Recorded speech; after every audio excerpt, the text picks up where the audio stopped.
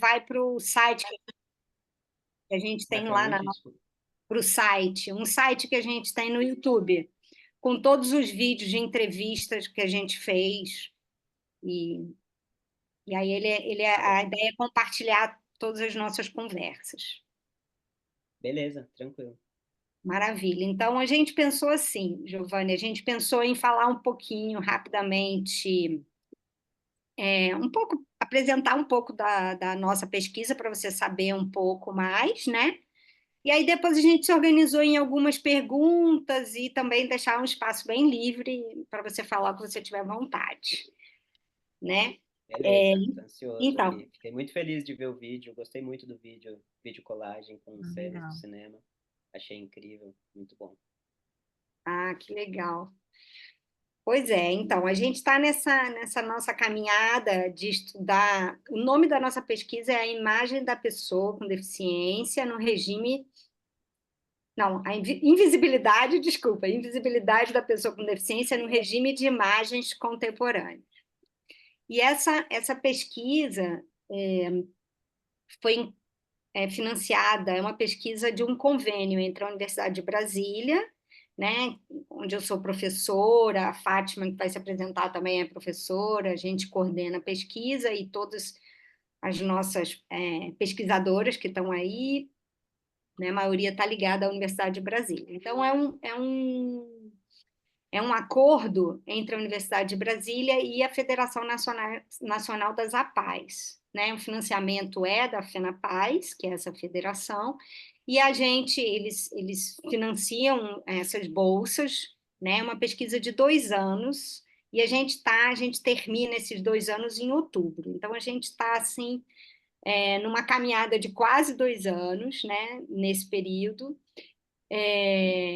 de múltiplas entradas, porque essa pesquisa acabou tendo vários continentes, né, vários lugares para a gente analisar as invisibilidades da pessoa com deficiência, né, no regime de imagens, mas a gente se dedicou prioritariamente ao cinema, né, e aí a gente pensou o cinema que é lançado nas salas escuras, o cinema que ainda é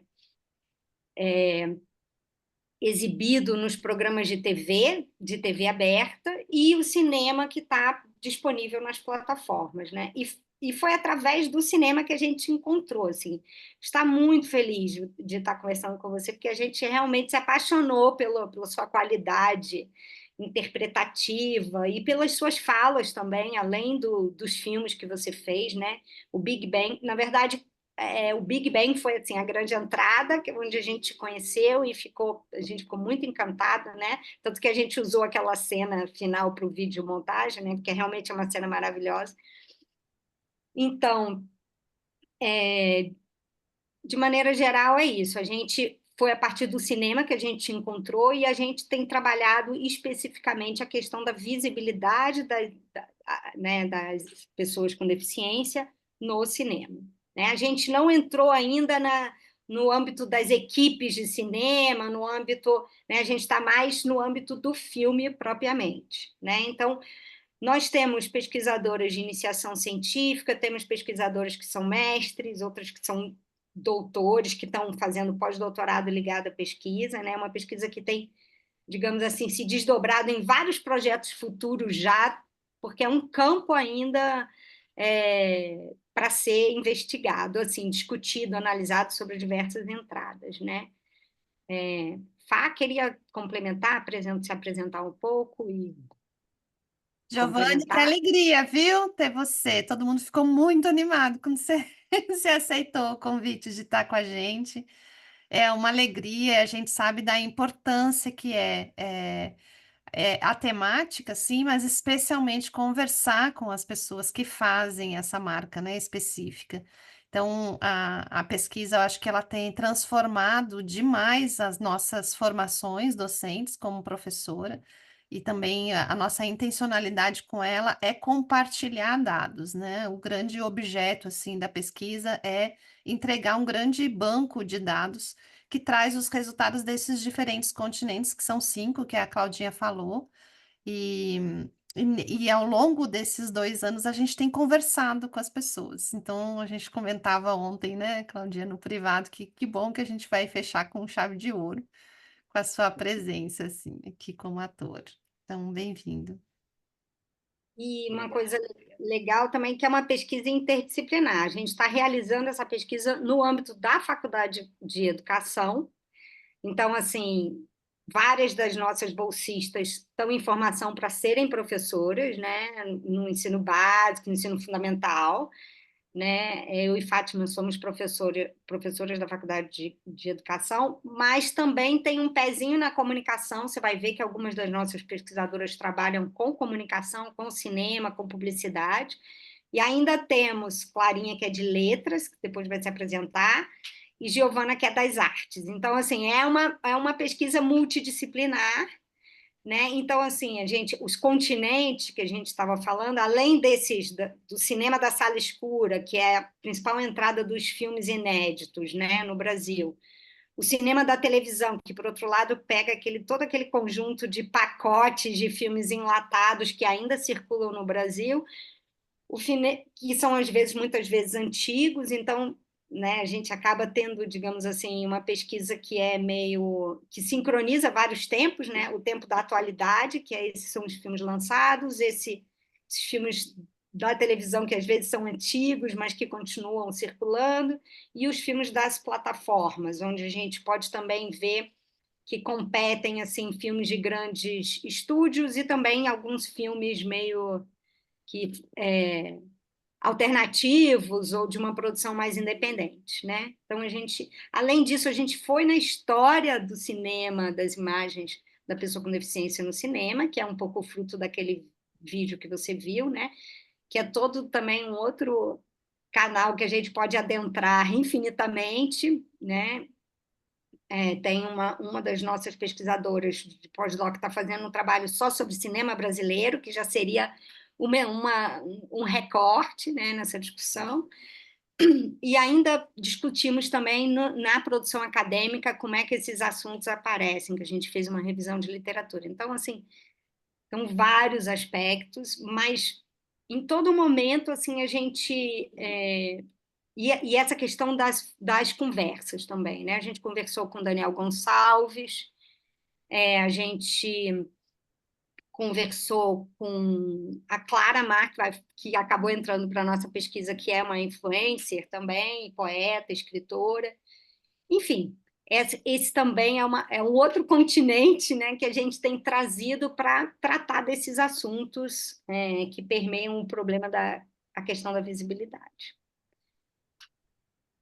Massa, pô, massa demais. Pesquisa profunda, complexa e muito importante. Fico muito feliz mesmo dentre tantos, de ser convidado aqui para conversar. A Clarinha já conheço pelas redes, já acompanho o trabalho dela, admiro demais. E quero saber mais, quero ouvir mais vocês, saber onde que eu posso contribuir, o que que eu posso aprofundar e discutir. E acho que o mais importante é isso, é ver pessoas aliadas nessa luta, assim, porque é o mais importante. Porque o cinema ele é muito elitista e muito classista ainda, né? Uma classe muito pequena que tem acesso tanto à educação quanto à produção, principalmente à produção. E acho que vem mudando e vem melhorando agora, né? E acho que as lutas e os corpos dissidentes estão passando a ser vistos agora de uma forma um pouco mais digna do que sempre foram retratadas no cinema. Então, é muito importante de ver pessoas que têm esse acesso serem aliadas em várias lutas, e mais especificamente no meu caso, falando, em lutas das pessoas com deficiência dentro do cinema. Então, pô, eu tô muito feliz, assim, de ver todos vocês pesquisando e aprofundando nesse lugar. Massa. Então, a gente fez um roteirinho de perguntas e nos dividimos aqui, então a gente vai começar a lançar essas perguntas, mas a gente pensou em fazer uma coisa meio tipo ping-pong, assim, falar, aí você fala um pouco e aí depois a gente fala, tá? Tá bom. Eu falo bastante, se eu estiver falando muito, vocês me cortem. Imagina. Tá, você Eu passar para começo. você. Bom, Giovanni, a ideia é exatamente fazer essa roda de conversa, assim, sabe? Com você, a gente vai conversando, a gente tem várias questões, né? Mas talvez a gente quisesse começar por uma que nos impactou bastante quando a gente vê a sua obra toda já, né? Teatro, série, filme, muita coisa, que é exatamente uma pessoa com deficiência fazendo marca desde dentro do cinema, né? Assim, como essa, que é uma questão que a gente queria que você começasse a falar, né?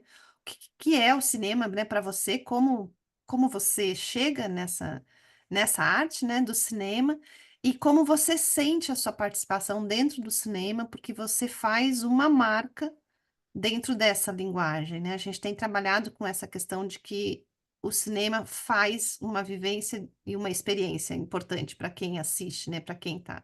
Então é impossível terminar de assistir um filme seu e não sair completamente diferente, né? Atravessada pela narrativa toda, pela forma como você atua, pelas questões que você traz, e exatamente isso que você fala agora no finalzinho, que é também essa representação de um corpo que faz resistência a todo esse colonialismo, né, da normalidade tão bem colocada, né, agora por você. Então, de fato, a gente é super aliada nessa causa. Algumas de nós já tá aí há 30 anos, né, nessa luta. Então, eu queria que você falasse um pouco, né, de por que que você tá, como você tá nesse cinema e como é fazer e se sentir um tanto marca dentro desse cinema que por muito tempo, né, trabalhou com esse lugar de sempre dar papéis mais periféricos ou mais caricatos, né? A gente viu um pedaço a gente viu essa entrevista do, do seu monólogo em que você fala e você traz essa questão também importante, né? De que é preciso que todos os atores cheguem pela sua narrativa, né? Pela sua singularidade de atuação e, obviamente, trazendo toda essa questão de ser uma pessoa com deficiência. Então, se você pudesse falar um pouco dessa marca, né, dessa tessitura, assim, que deixa no cinema e que especialmente deixa em nós quando a gente é atravessado pela experiência de ver você atuando. Uau, acho que eu nunca vi isso, ou o meu trabalho como uma marca é, dentro dessa representação, mas achei bonito demais de pensar isso, porque foi um caminho um tanto longo, assim, né, até chegar nesse nível, até chegar nesse estado, ou nesse posicionamento, ou nessa escuta, né? E acho que vem muito de uma resistência, não só dentro do cinema, mas de uma resistência na sociedade, de como me posicionar e como posicionar o meu corpo dentro dessa sociedade que enxerga a gente sempre nesse lugar caricato, ou periférico, ou vitimizado, de superação, né? Esses lugares que me incomodavam muito dentro do cinema. Eu sempre fui um apaixonado por cinema, mas eu comecei mesmo no teatro, né? Eu sou do teatro, do palco, iniciei minha carreira ali. E também é um lugar onde os corpos eram vistos nesse lugar meio fetichizado, no sentido de comédia, ou no sentido do lugar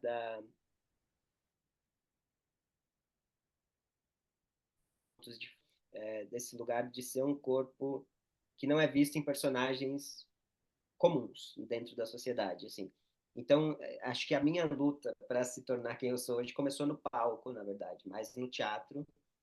E aí eu negava muito, principalmente a televisão, mais do que o cinema, eu negava muito. Falava, não, eu não quero entrar nesse lugar porque ele é muito sistemático e muito industrial. Era de uma escala de produção que não se dava uma atenção para as reais necessidades que eu queria discutir. E achava que no teatro eu conseguiria uma abertura maior para isso. Mas aí, a partir do momento que eu fiz meu primeiro trabalho na TV, que foi um trabalho muito legal, assim, de ter sido convidado, que foi Família Imperial, que é uma direção do Karl Hamburger. Karl Hamburger fez minha infância, né? Então, quando eu fui chamado no repeat, é que não tinha o repeat, né? Mas só, só ficava ali na cultura, assistindo Castelo rá tim E aí, quando veio esse convite para eu fazer um trabalho do Karl Hamburger, eu falei, nossa, não posso negar, porque o cara fez a minha infância. E quando eu fiz esse personagem, que era um revolucionário ali, que falava sobre. É um republicano, né? É uma série histórica do Brasil, e é um republicano e tudo mais, e a minha condição física ela estava ali sendo dita de algum lugar na comédia, no lugar acostumado, que estão acostumados a enxergar, mas ao mesmo tempo tinha uma relevância política de ser um corpo dentro dessa história do Brasil, sabe? Por mais que a gente não tenha visto isso sendo retratado nos livros, eu me senti importante nesse lugar de fazer um republicano, um cara para frente do seu tempo. E sim, é um cara com humanismo, tinha algumas situações cômicas ali, ele era um ator de teatro dessa época, e ali me despertou um lugar de, poxa, eu também posso lutar pelos meus direitos e pela visibilidade que eu quero que os corpos com deficiência tenham no cinema também, na TV e no cinema também. É só eu saber me posicionar, é só eu saber como hackear o sistema de dentro, né?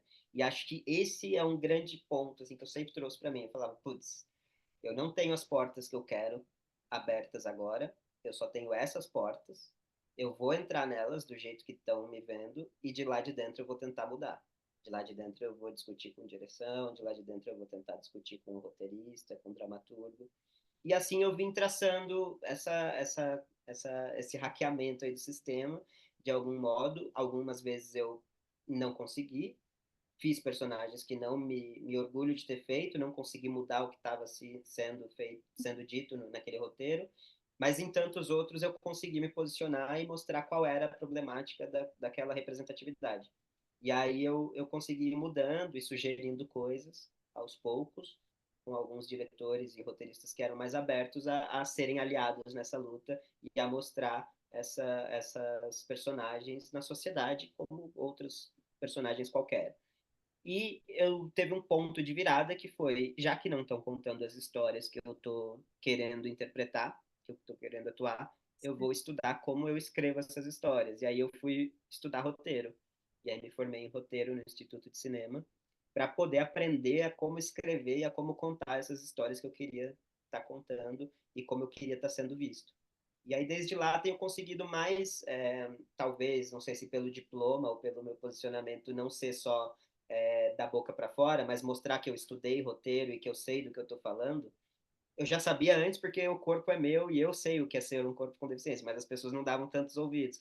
E aí, quando eu falo que eu estudei em roteiro e me formei nisso e que seria melhor a gente ir para outro caminho, os diretores e roteiristas começaram a se abrir um pouco mais para me escutar, e aí eu consegui ir avançando cada vez mais, assim. Então, acho que um ponto muito importante foi eu ter estudado roteiro e mostrar que eu estava disposto a contribuir de uma forma técnica, não só como vivência ou como um estudo de caso real, né, do meu corpo na sociedade. Parece que não tinha a valia que tem quando se tem um roteiro, um certificado de roteirista, né, de conclusão de roteirista, enfim. E aí foi que eu consegui mais essas aberturas, esses diálogos. Acho que é isso, não sei se eu respondi tudo. Claro. Super. A gente queria, a gente separou aqui uns resultados para te mostrar, para você um pouco, que tem tudo a ver com o que você falou agora, né? Quer dizer, que a visibilidade ela não é uma imagem dada, assim, não é uma fotografia, né? Ela é uma, uma coisa mais móvel, ela tem intensidades, ela tem formas, né? E a invisibilidade também, né? Tem níveis de invisibilidade, assim, né? Então, deixa eu abrir aqui. A gente separou aqui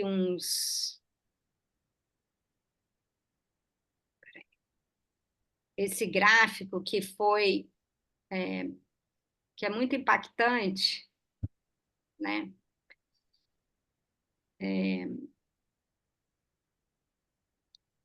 São duas imagens aqui que talvez. Aí vocês me dizem se vocês estão. Tá ótimo, Claudinho. Tá legal? Uhum. Então, desses campos que a gente trabalhou foi a partir das listas de filmes lançados, né? Listas publicadas pela Agência Nacional, né, de Cinema, Ancine. A gente trabalhou com os números de 2019, 20, 21, 22 e 23, né? Foram lançados longas metragens, né? A gente está trabalhando só dentro dessa categoria longa-metragem E aí aqui, independente do gênero, se são documentários, se são ficção, se são brasileiros, não importa aqui para a gente, tá? Então, dentro dessa lista total de filmes lançados nesses 5 anos, né, foram lançados 1.724 obras, né? E dessas 1.724, apenas 62 filmes, ou seja, 3,60%, tinham algum personagem com deficiência. Assim, não estamos dizendo em termos de protagonismo, não, né? A gente está falando de uma invisibilidade ou de uma ausência mesmo de 96,4% nos filmes lançados no Brasil. Se a gente pegar na televisão, que a gente trabalhou com 3 emissoras principais, que é a Rede Globo, a a Band e a TV Pública Brasileira, a gente trabalhou com esses programas aí, Tela Quente, Cineclube Band e tal, foram exibidos 422 longa-metragens entre brasileiros e estrangeiros e a ausência é de 91,4%, ou seja, assim, em 91,4% de filmes não há sequer um personagem com deficiência. Pensando isso no tempo, a gente vê também que mesmo esse número, né, de aqui, aqui 8% e aqui 3%, esse número da TV é maior porque a gente tem uma televisão pública que tem várias regras de inclusão, né? Mas mesmo nessa presença que é pequena, você vê que não tem constância, assim, né? Em 2019, por exemplo, a gente tem um índice bom de presença, índice bom, 5,19%, né? E em 2023 a gente tem 2,41%, né? Então,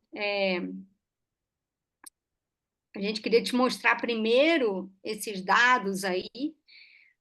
Deixa eu ver aqui também, tem uma comparação em termos de protagonismo, né? Protagonismo, o campo, claro que ainda diminui mais ainda, né? A presença de protagonistas com deficiência, aqui no caso dos filmes lançados na sala de cinema. Você vê também que tem uma inconstância dentro do índice muito pequeno. Se a gente queria primeiro falar dessa ausência que é ausência mesmo, não é? É uma invisibilidade que se dá pela ausência, né? Eu acho que tem a ausência e tem de como é essa visibilidade também, né? Porque pelos dados ali mesmo que vocês apresentam, é muito brutal o porquê que se tem personagens com deficiência, né? Geralmente, eu vi que ali a porcentagem é exatamente igual em um dos anos ali, que é a presença de personagens com deficiência e filmes que falam sobre o tema deficiência, né? Esse acho que é um ponto em que tipo, precisa ter a pessoa com deficiência só quando for o tema do filme. Quando não tiver a necessidade, não se coloca personagens com deficiência. Ou então, é isso, é porque eu acho que tem uma outra questão que é, eu consegui fazer meu primeiro trabalho onde eu fui chamado não pela minha condição física, mas sim pelo meu trabalho, onde meu personagem não fala sobre minha deficiência. Eu fiz a série Justiça da Globo que não fala nada sobre isso, absolutamente nada. E é claro que é um personagem com deficiência porque é o meu corpo que está lá. Ele é o meu corpo que está representando esse personagem. É claro, é nítido. Cinema é imagem e som. A minha imagem estando ali já está representando um personagem com deficiência, onde não necessariamente precisa falar sobre isso. Até porque nós, pessoas com deficiência, não vivemos 100% da vida pautado na deficiência. E acho que a grande falha do cinema é essa, assim, pensar nas pessoas ou nos personagens com deficiência quando se precisa falar sobre esse tema, né? Então, a visibilidade que se tem é só quando é um tema necessário para se falar nisso. E a invisibilidade é ainda maior, porque é isso, as oportunidades, não são todos os filmes que vão falar sobre deficiência, não são todos os diretores que querem falar sobre isso, não são todos os roteiristas que querem falar sobre isso, e as oportunidades ficam limitadas somente a esse campo de é necessário um filme com deficiência para se colocar um ator com deficiência. E aí a invisibilidade fica muito gritante, porque tem inúmeros filmes sendo feitos que não falam sobre a deficiência, né? Então acho que esse grau de comparação, assim, é muito, muito brutal e mostra muito a realidade do cinema ao longo do tempo, né? E quando se tem essa visibilidade, por exemplo, as pessoas que eu via quando eu era criança no cinema, pessoas com deficiência, eram lugares que eu não queria ser visto. Então, também tem isso de como é visto no cinema, como são esses personagens, né? Eu não me lembro de nenhum personagem que eu vi, assim, na infância, né? Depois de adulto, eu descobri outros filmes que tinham personagens mais dignos dados para atores com deficiência. Mas na infância eu não me lembro. Às vezes que eu me lembro de ver alguém com nanismo, ou alguém numa cadeira de rodas, ou alguém com PC, paralisia cerebral, eram sempre num lugar que eu não queria ser visto. Eu queria ver outras camadas disso. Eu queria ver outras discussões que não a de um vitimismo, ou de uma superação, ou um filme feito para chorar, né? A maioria dos filmes com deficiência que eu assistia na infância tinham finais trágicos que eu saía chorando. Eu falava, meu Deus, não quero ser esse personagem, não quero ser trágico, assim, né? Trágico no sentido negativo da palavra, não da tragédia como linguagem. Mas eu acho que é essa a visibilidade que se tem ainda muito escassa, muito pouca, e quando se tem é muito errada, né? É muito equivocada de ser pautada apenas na deficiência, né?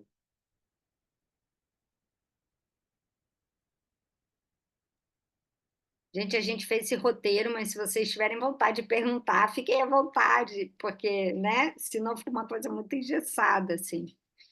Eu É, queria aproveitar esses gráficos que a Cláudia mostrou. Então, Giovanni, se eu me apresentar rapidamente antes, meu nome é Mirella. Eu sou integrante recente do grupo. Eu não estou em Brasília, eu estou em Pernambuco, né? Sou pesquisadora, doutora. Estou professora na Universidade Federal de Pernambuco, no Departamento de Comunicação. E entrei no grupo para poder contribuir também com interesse de pesquisa, de desenvolver um pouco mais, talvez desdobrar, né, o projeto no campo da publicidade. Então, também é outro lugar interessante, eu acho, para pensar a questão da invisibilidade da pessoa com deficiência, em especial para fazer alguns entrecruzamentos, né, com as questões de consumo, com as questões das próprias armadilhas da luta, né, das lutas dos movimentos, as perspectivas de apropriação da própria luta, né? Então, assim, tem muita coisa que eu tenho vontade de investigar nesse campo e estou aí percorrendo esse espaço junto com o grupo do Invis, por enquanto, no cinema. Mas eu queria aproveitar o que a Cláudia falou sobre esses gradientes de invisibilidade, né? Para falar um pouco de um outro gradiente, né, que a gente também identificou na pesquisa, que é a questão do creep face, né? Já que a gente tem, primeiro, essa ausência gritante, né? Essa ausência de filmes que não tem nenhum personagem, a gente identifica a questão do protagonismo, mas a gente também identifica uma coisa que eu acho que até valeria a Cláudia mostrar, né? Os dados do Creepface, que dizem respeito justamente sobre a, a presença desses personagens.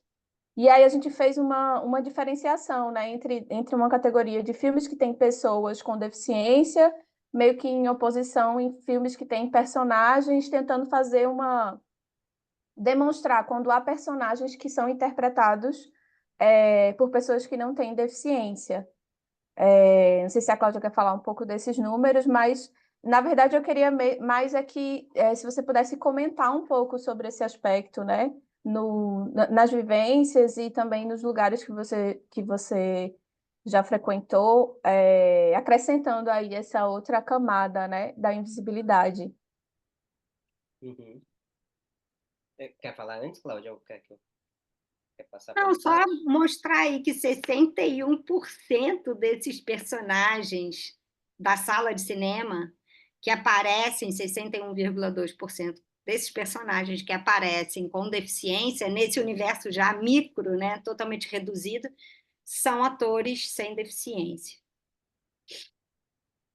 Sim, e é muito impressionante isso, né? Porque as oportunidades já são muito poucas e quando se tem, preferem chamar um ator, uma atriz sem deficiência para que seja feito esse personagem e que não sabe o que é ser um corpo com deficiência, né?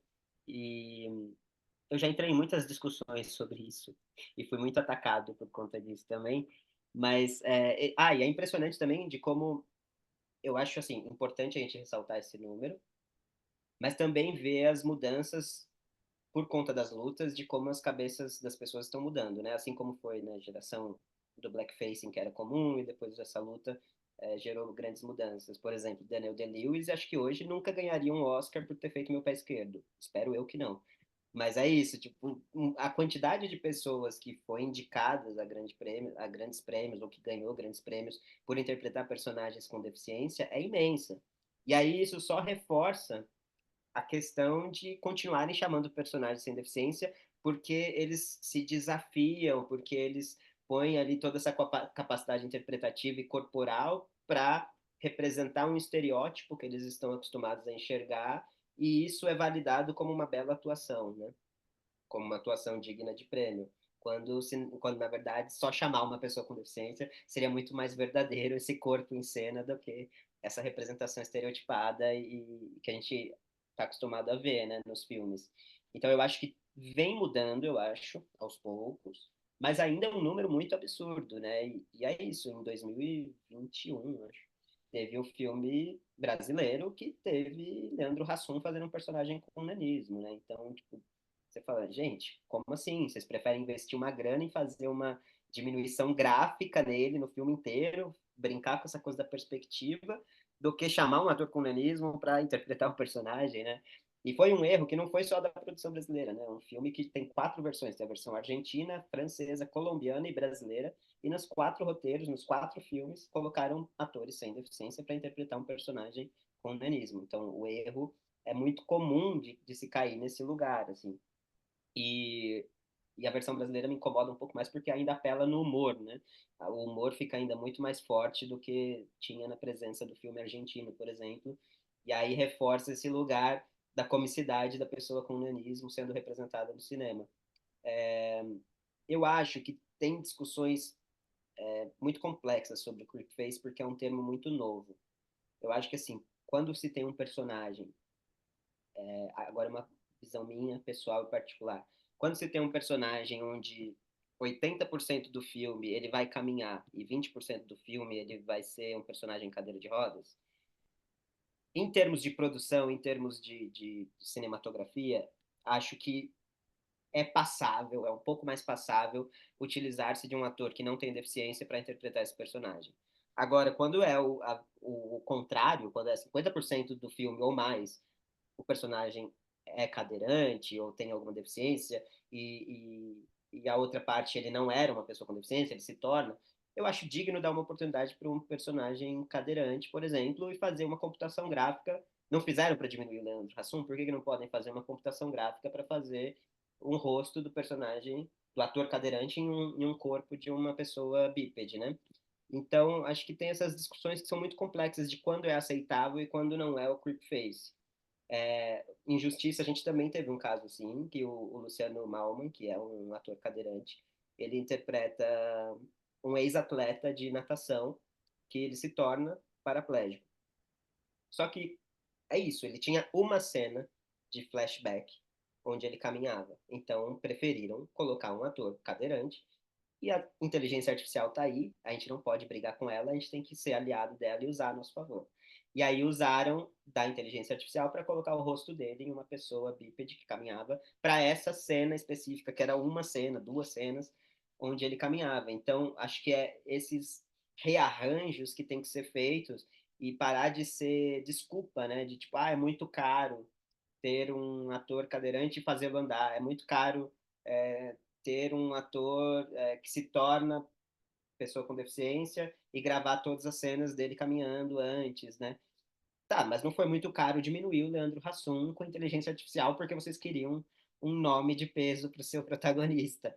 Então, acho que é uma revalidação desses discursos e da utilização da inteligência para que o creepface seja utilizado somente quando necessário e espero que em algum momento da vida seja tão equiparável a ponto de preferirem não usar. Tipo, é 80% do filme o cara anda e 20% não.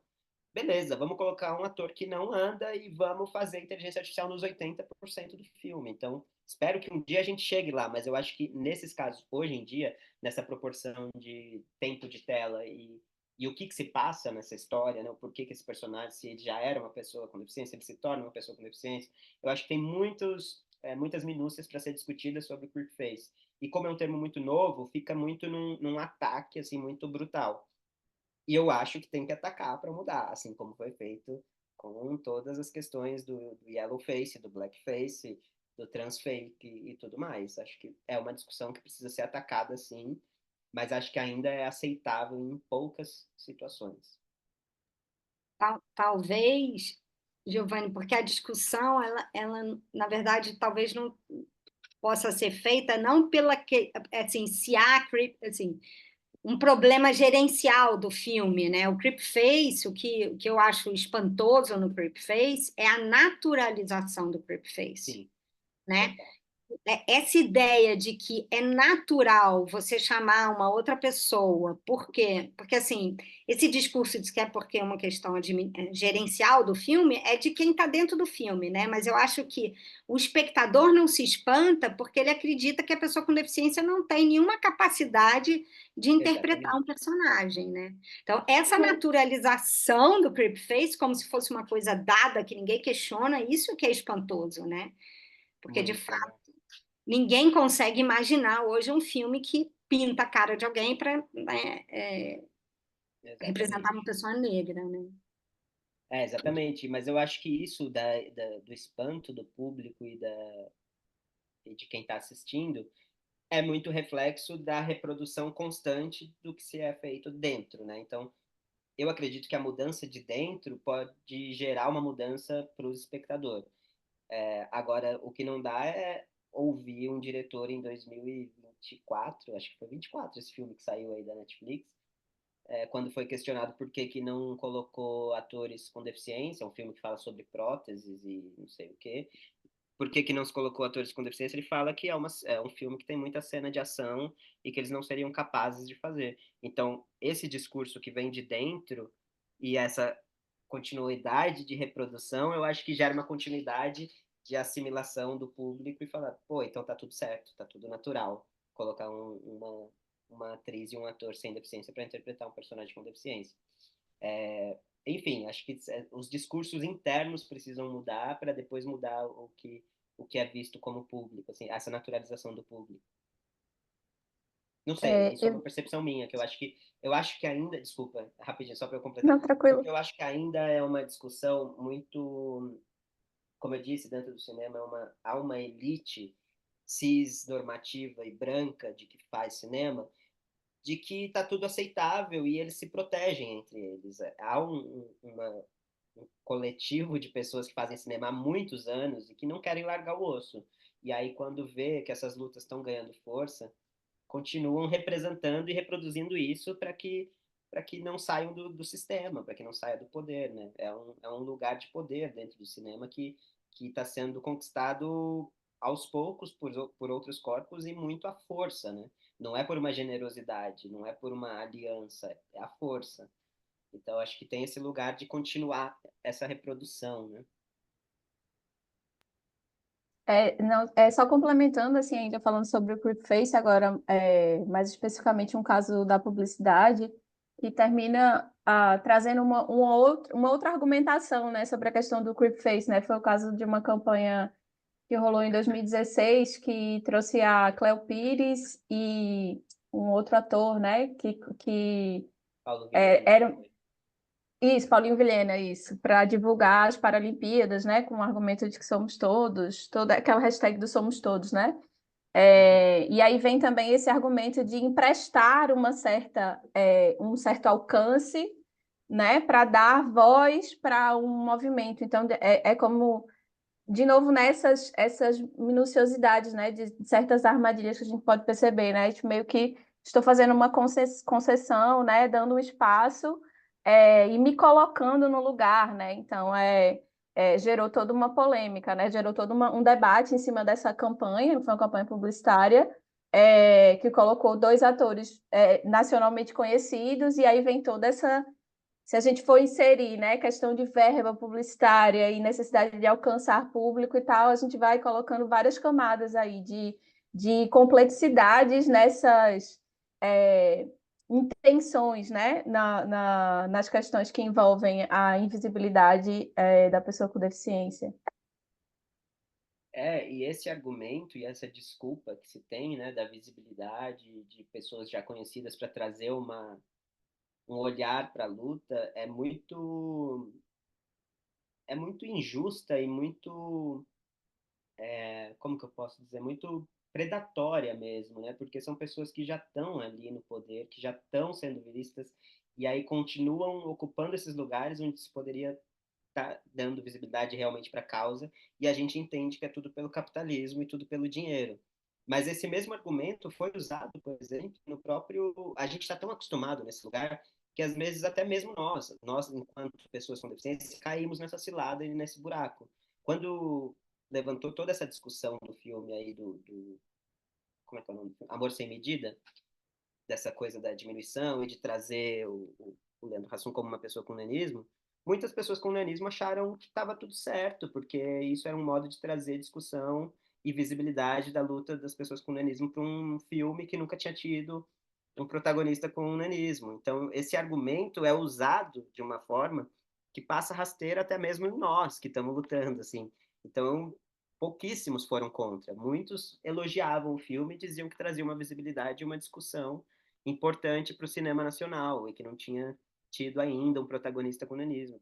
Pois é, não teve ainda. E quantos atores com nanismo tem no Brasil? Tem vários que estão sem emprego o ano inteiro ou que estão sendo chamados no fim do ano para fazer duende de Papai Noel e sobrevivendo assim. Então, pô, por que quando tem uma oportunidade é digno ser o Leandro Hassum para trazer discussão para causa do nanismo? Não, ele não está trazendo discussão, ele está ganhando dinheiro porque ele é o produtor executivo do filme, ele é o protagonista do filme, ele está querendo fazer tudo do filme e não está dando espaço e usando desse argumento de que estava trazendo uma visibilidade que nunca foi a intenção dele magoar ou ofender a classe das pessoas com nanismo. Então, acho que é um argumento que é muito usado tanto pela publicidade quanto pelo cinema para se manter esse lugar do poder e da riqueza mesmo, né? Da riqueza financeira mesmo. Tem uma questão que eu acho que antes para a gente não, porque a gente está começando a caminhar para um debate que eu acho que é o debate também que a gente acabou chegando na nossa pesquisa, que é assim, há uma invisibilidade pela ausência, claro, mas há uma invisibilidade pelas imagens, uma invisibilidade realizada nas imagens, né? Então, uma pergunta que a gente fez para várias pessoas, que talvez a gente pudesse repetir para o Giovanni, é o que que você acha que é, como que você definiria essa ideia de invisibilidade da pessoa com deficiência, né? Porque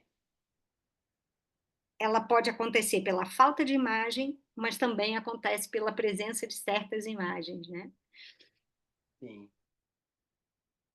Complexo. Eu não sei qual é o ponto principal nessa invisibilidade, mas eu acho que as duas caminham muito lado a lado, assim, de mãos dadas. E acho que eu, como ator, me incomoda mais a imagem que é vista, a imagem que se tem das pessoas com deficiência quando representadas no cinema, do que a ausência de imagens.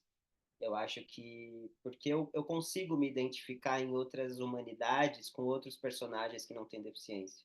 Agora, quando eu vejo um personagem com deficiência sendo representado, primeiro que a minha identificação é imediata fisicamente, visualmente. E aí, quando é representado de uma forma muito errônea ou muito indigna, aquilo me afeta mais do que se fosse um personagem sem deficiência. Então, acho que é isso. Eu consigo encontrar esse lugar de identificação humana com outros corpos, mas quando se tem um corpo com deficiência e a identificação é imediata, e quando não é representado de forma digna, me incomoda absurdamente. Assim. Acho que a representação é mais do que a não representação. Se a gente pode chegar a alguma conclusão, mas é uma pergunta muito difícil, muito complexa. Porque eu acho que estão muito aliadas, assim. Mas acho que a invisibilidade é mais pela imagem que se é passada do que pela não imagem.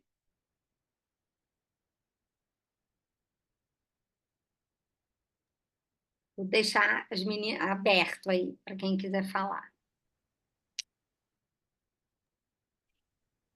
Bem, eu vou falar. Eu sou Giovana, sou estudante de artes visuais, né? Como a própria Cláudia já apresentou anteriormente, a gente, nesse momento da nossa pesquisa, tem dado um enfoque bastante importante na questão do cinema, né? No cinema como produtor dessas imagens de pessoas com deficiência, enfim. Então, dentro da nossa pesquisa, a gente pensa o cinema como um produtor e também um produto dessas formas de ver, né?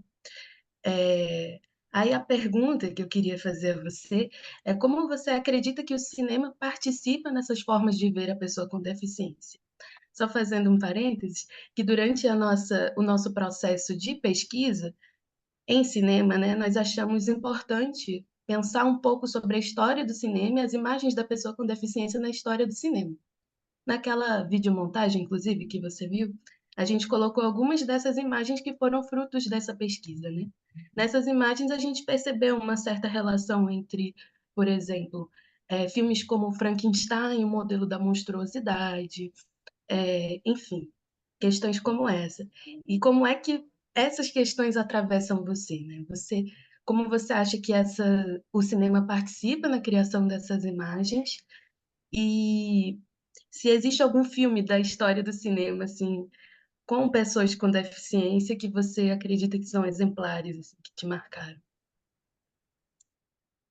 É interessante essa pergunta e até essa referência bibliográfica, né? Quando a gente pensa assim, tipo, eu demorei muito tempo para me atentar a esse lugar dentro do cinema, de enxergar esse lugar como importante, né? De ver a história do cinema e os filmes que já tinham sido feitos com corpos com deficiência. E quando eu vi um dos filmes que me marcou muito, eu vou falar o nome do filme e aí vocês vão entender. A primeira vez que eu vi Freaks, eu odiei. Me marcou assim de um jeito, falei, puta, que filme horrível, e essa reprodução do circo e esse lugar do corpo com deficiência como freak, e nossa, que péssimo. E aí, anos depois, eu reassisti Freaks. E aí eu falei, caraca, que importante esse filme para a história do cinema.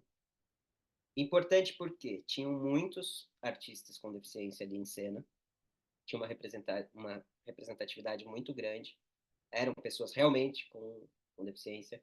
A época em que ele foi feito, o ano em que ele foi feito, a história dele dentro do cinema, que ele foi tirado do cinema porque a sociedade não estava acostumada a ver corpos com deficiência numa tela de cinema. Ele não durou uma semana em cartaz, foi retirado mesmo por pedidos.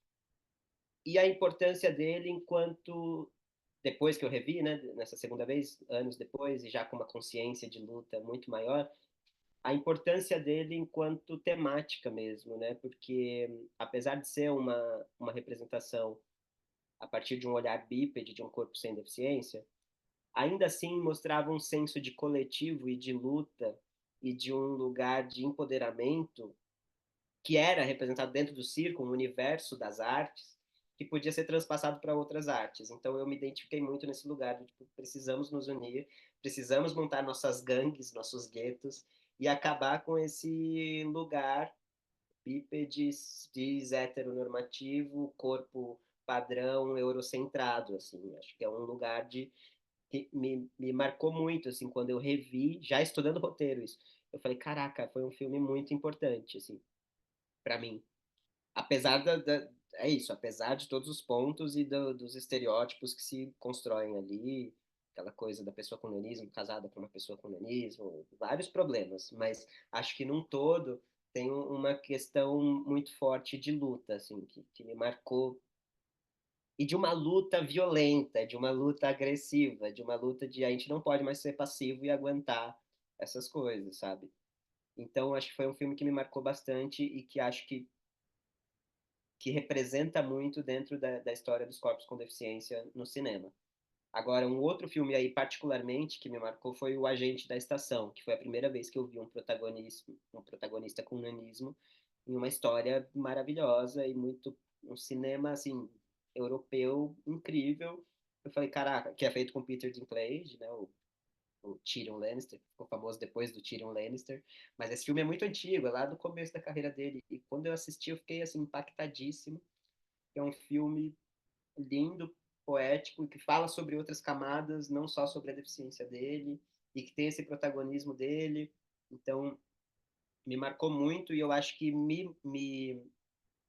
e aí eu vou chegar na sua primeira parte da pergunta, eu acho que ele me mudou no sentido de ele me marcou em algum lugar de posicionamento enquanto artista e enquanto público, do tipo de filme que eu queria ver. E aí eu acho que é nosso trabalho enquanto artista e corpos com deficiência dentro do cinema ou dentro de outras artes em geral, que é o como a gente pode marcar outras pessoas para que isso vá mudando, sejam eles pessoas com deficiência ou não, mas de registrar mesmo, de deixar na pele mesmo. Tipo, quando eu vi aquele filme eu achei incrível, eu lembro daquele ator, eu lembro daquela discussão, eu lembro daquilo, e eu quero ver filmes assim, ou quando eu for fazer cinema eu quero chamar atrizes com deficiência, eu quero de gerar essa mudança enquanto público ou enquanto fazedores de cinema mesmo, enquanto produtores, diretores e realizadores. Eu acho que esse é o papel importante do cinema, né? Acho que aquela velha discussão de a arte imita a vida ou a vida imita a arte, e eu acho que é uma coisa só, a vida é arte e a arte é vida, e aí, a partir do momento que você começa a ver esses corpos dissidentes sendo representados, eu acho que te muda enquanto sociedade. Enquanto você começa a assistir e a se questionar sobre certos pontos que você está vendo no filme, você começa a mudar a sua postura no dia a dia na sociedade. Então, acho que é esse lugar da importância do cinema e dessas representações de uma forma mais sincera e verdadeira, né? Não sei, ficou confuso? Ou deu para traçar? Eu fui de trás para frente, né? Desculpa. Só comentando, fazendo um comentário sobre o Freaks, acho que tem uma questão legal do Freaks que aí eu queria que aí emenda numa pergunta, que é essa que a gente percebe também uma certa persistência de um isolamento dos personagens com deficiência, né? Mesmo quando eles são assim menos estereotipados ou eles parecem ser exceções, assim, né? Eles aparecem dentro do filme como numa ilha de solidão. É um termo que um cara que estuda, Norden, um historiador norte-americano que estuda a história do cinema e da imagem da pessoa com deficiência, ele chama o cinema de isolamento, né? E no caso do Freaks, é uma comunidade, né? Eu acho que eu não me lembro de outro filme que seja uma comunidade. Eu acho que ficcional, acho que não, né? Outro filme que me marcou muito foi o Creep Camp, que também mostra esse senso de coletividade que é impressionante, assim. Me emocionou muito, todas as vezes que eu vi eu chorei, e mas aí na questão documental também, e a importância histórica disso tudo, né? Mas acho que tem um pouco, né, desse senso de coletividade ali. Mas sim, nossa, no Freaks, eu acho que essa sensação é a mais interessante de ser vista. Aquela cena no Rio, deles tomando banho e brincando, eu acho tão linda do Freaks. Eu falo, caraca, eles sendo eles, assim, enquanto comunidade, sendo vivos, né? É muito bonita aquela cena. E acho que o Creep Camp também, né, tem, fazendo uma alusão de cenas, tem o momento da piscina ali, deles todos se divertindo, assim, que é muito lindo de ver esses corpos simplesmente existindo e nadando e brincando e se respeitando e dançando. Bem lembrado, assim, né, porque acho que a maior parte, por exemplo, trazendo esse mesmo estudo que você falou do isolamento, o Agente da Estação é um filme que me marca bastante, mas é um personagem completamente isolado e muito introspectivo e que descobre depois, através da relação humana, uma forma de se abrir para o mundo. Mas é um cara muito quieto na dele, que mora sozinho, isolado. E sim, a maior parte dos filmes que tem personagem com deficiência é nesse lugar do isolamento, né, e não da comunidade.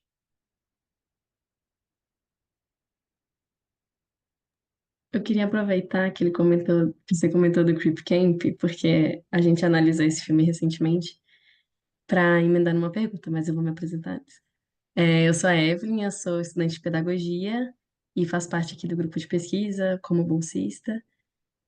E uma coisa que a gente tem percebido é que a gente analisou vários filmes, né? Inclusive, além dos dados que a Cláudia mostrou, dos filmes na TV e tal, a gente também viu filmes das plataformas de streaming, né? Então, a gente analisou Creep Camp, A Luta de Bárbara e Alan, Filho Eterno, por exemplo. Enfim, a gente passou por vários filmes e em todos eles a gente conseguiu ver a evidência de algum modelo em relação à deficiência. seja o biomédico, seja o modelo social, seja o modelo religioso, enfim. E nesse sentido, eu acho que seria legal se você falasse um pouco da sua experiência como ator e até mesmo como roteirista da presença desses modelos, assim, será que se você já teve a experiência de, tipo assim, te convidarem para fazer um papel que realçava algum modelo que você não concordava muito, ou enfim, queria que você conversasse um pouco sobre a presença mesmo desses modelos e como às vezes isso é bom e às vezes é ruim, e o filme demonstra de uma forma boa ou o filme demonstra de uma forma ruim. Enfim, queria que abrir essa nova linha aí de raciocínio. Olha, acho que parando para pensar, a grande maioria dos personagens que eu fiz reforçam algum tipo de modelo. Acho que a grande maioria mesmo, sim. Tô para dizer que talvez Big Bang e Justiça 2 somente, que não, assim. E ainda Big Bang tem uma certa pitada ali, né? A questão da luta de classe dos trabalhadores e essa coisa da precarização do trabalho e da prestação de serviço e colocar isso em relação ao corpo, a esse lugar, né? Mas acho que a grande maioria, assim, já fiz personagem que está acamado no hospital e precisando de um transplante de coração, e aí tem toda aquela, será que vai sobreviver, será que não? Um coração para o tamanho do corpo dele. Já fiz personagens que são de circo, tipo, o filme sobre, o filme não, a série, sobre a história do Silvio Santos lá, me convidaram para fazer um personagem de circo, que eu lutei muito para mudar várias coisas que estavam muito equivocadas ali. Algumas acataram, outras não. Foi uma briga bem, bem injusta, mas é isso. Consegui mudar poucas coisas e é aquilo que eu falei, acho que no início, assim, a maioria dos convites que chegam ainda são nesse lugar, mas eu acho que o importante é entrar para poder questionar e tentar mudar o pouco que se é possível. Acho que depois de Big Bang e depois de Justiça, as pessoas começaram a me enxergar de uma outra forma. E eu tô recebendo convites para ser roteirista mesmo e que não falam sobre isso. Falam, eu quero que você atue, mas quero que você escreva o roteiro também. E não quero falar sobre o nanismo. Quero que você seja o ator do filme. Então, tem chegado alguns convites, tanto para roteiro quanto para atuação, fugindo desse lugar. Mas acho que até então, até 2022, que é o Big Bang, é, acho que a grande maioria dos convites reproduziam ou um modelo ou um modelo biomédico, ou um modelo social e de profissional, né? É sempre o personagem do circo, é sempre o personagem da comédia, tem esse lugar, né, do humor que é muito carregado, principalmente nas pessoas com nanismo. Então, é isso, eu vou tentando suavizar e mudar o pouco que eu consigo. E ainda assim, eu mesmo caio em ciladas, porque quando o personagem não tem essa luta, essa questão do humor, por estar tão acostumado a reproduzir o mesmo, às vezes eu encaixo um lugar de humor e falo, não, mas esse personagem não precisa desse humor, não precisa fazer uma piada com a altura dele, eu não fui chamado por isso. Por que eu estou fazendo isso, né? Então, é muito comum a gente cair nesses buracos também pela quantidade de convites e lugares que a gente ocupou. Eu percebo isso muito, assim, várias vezes eu me questiono, eu falo, nossa, mas por que eu fiz ele nesse tom tão leve? Ele podia ser mais pesado, sabe? Por que eu tenho que estar sempre de bom humor? Não, pode ser um cara meio escroto, né? Pode ser um cara babaca, eu tô fazendo um personagem. Eu preciso dar outras camadas. Mas é tão superficial o modo como nos enxergam dentro do cinema que a gente acaba continuando a reproduzir esse lugar. Mas é isso, é só para citar alguns exemplos, mas acho que a grande maioria, sim. A grande maioria eu continuei reproduzindo os mesmos padrões. Assim. Mas a- nesse sentido, assim, pensar nos filmes e de como reproduz esses modelos, é de grande valia, assim, o papel do cinema mesmo nesse sentido, né? Porque os filmes, eles conseguem realçar muito esses modelos, os paradigmas e tudo. Então, por exemplo, enquanto você estava falando, eu estava pensando nos filmes que são, tipo assim, extremamente opostos. Então, ao mesmo tempo que a gente tem o Crip Camp, a Luta de Bárbara em Ala, a gente tem o Filho Eterno, a gente tem o Milagre da Cela 7, enfim. Então, tipo assim, os filmes eles conseguem evidenciar muito essa questão dos modelos, assim, e ainda continua sendo uma luta, né? Ainda continua presente, né? Todos esses modelos e a luta contra eles, né? Nossa, total, a importância da reprodução. Eu acho que o cinema molda a sociedade, assim, mesmo, Uhum. geracional. Pensando em filmes que marcaram épocas, assim, acho que é uma reprodução da sociedade, mas acho que também é uma educação da sociedade, de como a sociedade passa a se pautar a partir do que vê, né? Então, acho que essas mudanças dentro do cinema podem gerar grandes mudanças sociais. Essas mudanças de representação dos corpos com deficiência no cinema tende a mudar a sociedade também, e como são vistos esses corpos, né? Queria só fazer um comentário nessa questão que a Evelyn levantou para você, Giovanni, que é quando a gente vê um movimento social interessante, né? Porque como nas últimas décadas, mas especialmente na última década, a gente viu mais personagens com deficiência atuando nesses diferentes campos, né, do audiovisual, a gente vê também que isso gera um movimento popular interessante, né? Eu lembrei dessa penúltima novela global da noite que um personagem ele leva um tiro e vira um cadeirante, uma pessoa com deficiência. E o tom da novela dava a entender que ele seria curado, né? Que o caminho dele era um caminho de recuperação, né, pelo todo o trabalho da fisioterapia, não sei o quê. E houve um movimento social muito grande na direção da Globo, do tipo, por favor, né? Prestem atenção no que vocês vão impactar com esse modelo biomédico de cura, de tratamento, né?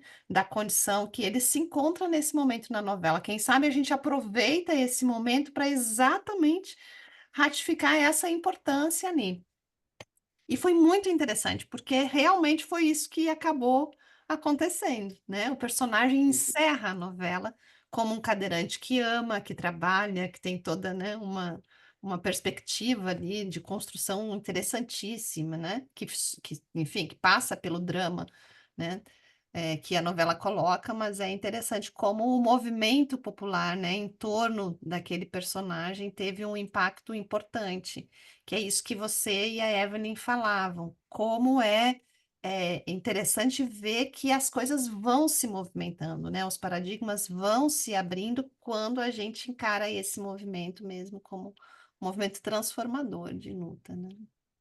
Sim, e eu acho muito, assim, que essa mudança por exemplo, do público apelar para que o personagem continue sendo uma pessoa com deficiência e não se cure, eu acho que vem muito você traz esse dado, né, dos últimos 10 anos da representação de personagens com deficiência, mas acho que também tem muito da questão da internet, assim, sabe? Eu acho que o movimento pandêmico e das mídias sociais trazendo essa pauta do anticapacitista dentro das redes foi muito forte, foi muito grande, assim, a quantidade de influencers com deficiência que foram descobertos, né? Descobertos pela sociedade e que passaram a ser vistos e passaram a discutir temas e termos que não se sabiam até então, como o próprio capacitismo, o próprio Kurt Face, muita gente falando sobre isso nas redes, e aquele movimento, aquele momento pandêmico em que a gente estava de consumir muito conteúdo, eu acho que as pessoas começaram a se alertar mais para essa discussão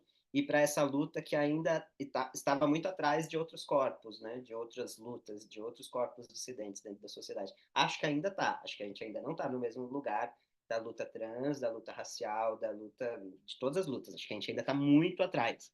Mas acho que essa visibilidade dentro das mídias sociais e por conta da pandemia trouxe esse reflexo enquanto público assistindo novela, enquanto público assistindo cinema, e enquanto esses questionamentos para querer essa representatividade e essas discussões também, né? E acho que uma coisa importante o porquê que essa luta ela é tão menos avançada, talvez, do que as outras, eu acho que tem uma coisa que é a singularidade, porque pessoas com deficiência são muito diferentes. Tem muitos tipos de deficiência, muitas características, muitas coisas muito específicas e que dificultam uma certa união enquanto classe, enquanto luta, porque tem uma luta aqui, uma luta ali, outra luta aqui, de deficiências diferentes, e a gente não sabe quem é o nosso algoz. O nosso algoz pode ser qualquer um que está aqui. A luta racial sabe que a pessoa branca é o racista, a luta LGBT sabe que as pessoas cis, heteronormativas são os algozes, Agora, a pessoa com deficiência, qualquer um pode ser, inclusive a própria pessoa com deficiência. Então, é muito difícil de se encontrar aliados.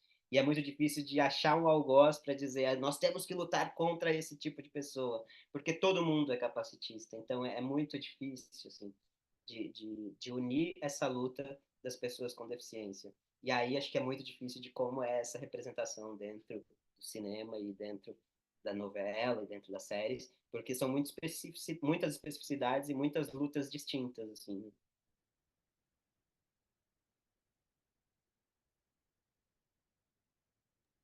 Oi, Giovanni, boa tarde. Eu sou a Mariana, eu sou estudante de pedagogia também, sou formada em jornalismo e também mestre, e participo da pesquisa. Muito agradecida por você estar aqui com a gente.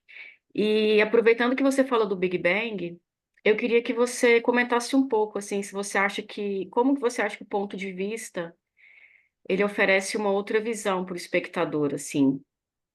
Você acha que como que o diretor trabalhou, assim, o ponto de vista? Uhum. É muito interessante, assim, isso dentro do Big Bang, porque acho que foi um grande diferencial, né, no filme. Eu acho...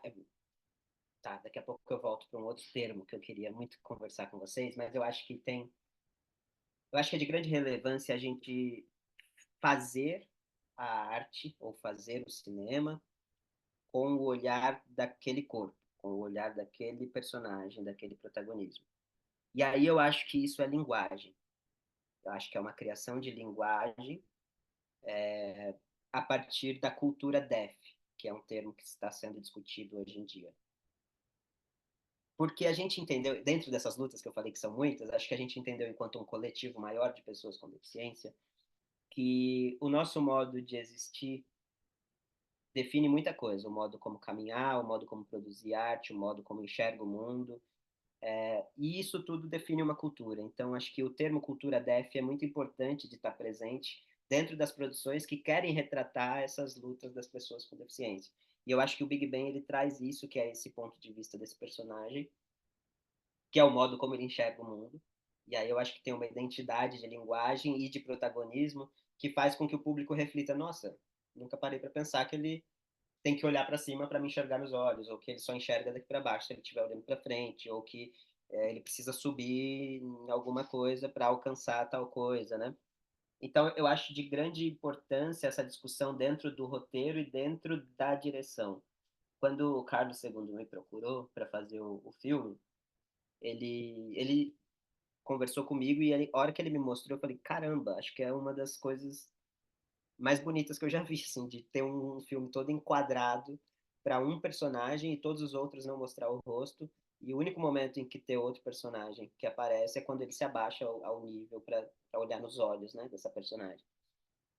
Então, eu acho que. E ele comentou comigo que quando ele escreveu o roteiro, ele não pensou em um personagem com nanismo. Ele tinha pensado sobre essa coisa da luta de classes, sobre essa coisa das minorias, de um outro lugar que, que era essa discussão dos corpos dissidentes, mas dos corpos dissidentes periféricos, dos corpos dissidentes classe social, dos corpos dissidentes num outro lugar.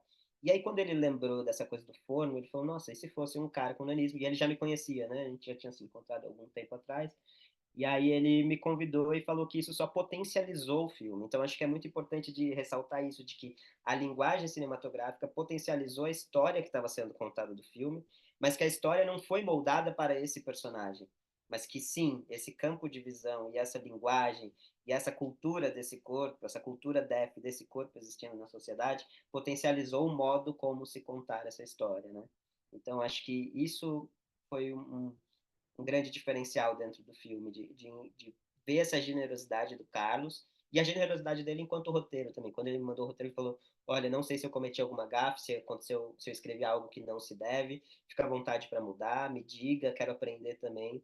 Ele foi muito generoso nesse lugar. E os momentos que tinha, por exemplo, a palavra anão, que não é usada mais, eu falei, não, eu acho que tem que usar, porque é num lugar da mídia sendo escrota ali, falando, o único sobrevivente é um anão. Ou dos próprios contratantes, né, ali, se vira aí, baixinho, vai, dá um jeito. Desse lugar muito agressivo social, e não era simplesmente gratuito a utilização da palavra não, ou de uma forma muito naturalizada, como a gente está acostumado a ouvir, né, nos outros filmes ou ou na sociedade em geral. Então, acho que essa generosidade dele enquanto roteiro, enquanto diretor, para pensar a linguagem do filme a partir desse novo protagonista que ele teve esse start de ser um ator com humanismo e não um ator com 1,80 m, acho que é importante de ressaltar, assim, trazendo a cultura def para dentro da produção e a partir de um ponto de vista dessa participação desse ator, né? E não só reproduzindo o que está escrito e o modo como eu quero contar essa história, mas essa generosidade de... Acho que é uma analogia bem importante, assim, até da própria cena do filme. O modo como ele se abaixou, me olhou nos olhos e me escutou, sabe? Acho que é esse lugar que acontece naquela cena do filme, quando a personagem da Marta se abaixa, e do diretor que chegou para mim e falou: estou disposto a ouvir, a te enxergar e a aprender com você a como contar essa história. Eu tenho uma pergunta, então, porque a gente acho que é muito interessante, né? Toda a linguagem artística, né? Não consegue ser, assim, não pode, a gente não consegue separar forma e conteúdo, né? No cinema, como em outras linguagens, né? Então, assim, é interessante como, da mesma forma que o Big Bang abaixa a câmera e oferece ao espectador essa outra perspectiva, né? Por exemplo, o Creep Camp faz isso com a temporalidade, que eu, assim, tem um debate que eles estão tendo, esqueci o nome da menina, mas que eles estão tendo numa roda um debate e ela está falando lentamente, lentamente. E aí é quase assim, dentro da normalidade né, das montagens cinematográficas, aquela fala destoa totalmente. Um pouco o que acontece naquela cena do Meu Nome é Daniel também fritando o ovo, ou então tirando a camisa, né? Exato, São extensões de uma temporalidade diferente, um enquadramento diferente, né?